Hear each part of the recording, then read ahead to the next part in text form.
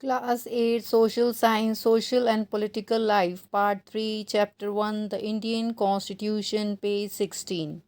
Question 5th. Key features and significance. First, federalism. Answer: it ensures national unity. Second point, it allows individual progress. Separation of powers. Power is not in the hand of single authority. Three organs of power keeps a check on one another, hence maintaining a good balance. Fundamental rights. They protect the citizens from the absolute and arbitrary use of power by state. They conform to human society. Parliamentary form of government. People play direct role in electing the representatives for running the state. People play direct role in electing the representatives for nation also. प्रश्न 5 मुख्य आयाम महत्व। पहला, संवाद। यह महत्वपूर्ण है क्योंकि भारत जैसे देश में विभिन्न स्तरों पर लोग रहते हैं और केवल एक स्तर की सरकार उन पर शासन नहीं कर सकती है। इसलिए विभिन्न स्तरों के लिए सरकार बनाना महत्वपूर्ण है। पंचायती राज गांव पर शासन करने के लिए जिम्मेदार है। राज्य सरकार राज्य पर शासन करने के लिए जिम्मेदार है और केंद्र सरकार पूरे देश पर शासन करने के लिए जिम्मेदार है।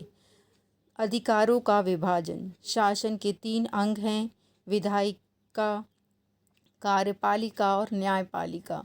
इनमें से प्रत्येक अंग की अलग अलग शक्तियां हैं और वे अलग अलग कार्य करता है। सरकार की किसी एक शाखा द्वारा शक्ति के दुरुपयोग को रोकने के लिए संविधान कहता है कि इसमें से प्रत्येक अंग को अलग अलग शक्तियों का प्रयोग करना चाहिए। मौलिक अधिकार अधिकारों का एक समूह है जो संविधान देश के प्रत्येक नागरिक को प्रदान करता है। इन अधिकारों में स्वतंत्रता का अधिकार, समानता का अधिकार, शोषण के विरुद्ध अधिकार, धार्मिक स्वतंत्रता का अधिकार, सांस्कृतिक और शैक्षिक अधिकार और संवैधानिक उपचारों का अधिकार शामिल है। यह अधिकार देश के प्रत्येक नागरिक को समान समझे जाने, जाति, संस्कृति या धर्म के आधार पर भेदभाव न करने, समान शैक्षिक अवसर प्राप्त करने और कानून के सामने समान होने का अधिकार देते हैं। संसदीय शासन पद्धति। एक लोकतांत्रिक सरकार वह होती है जहां देश के नागरिकों को अपने प्रतिनिधि चुनने का अधिकार होता है। जब संविधान बनाया जा रहा था तो यह सुनिश्चित किया गया कि देश के प्रत्येक नागरिक को जाति, रंग, पंथ और धर्म के बावजूद सार्वभौमिक वैश्विक मताधिकार के तहत अपने नेताओं को चुनने का अधिकार होगा। वोट देने का अधिकार सभी को दिया जाएगा।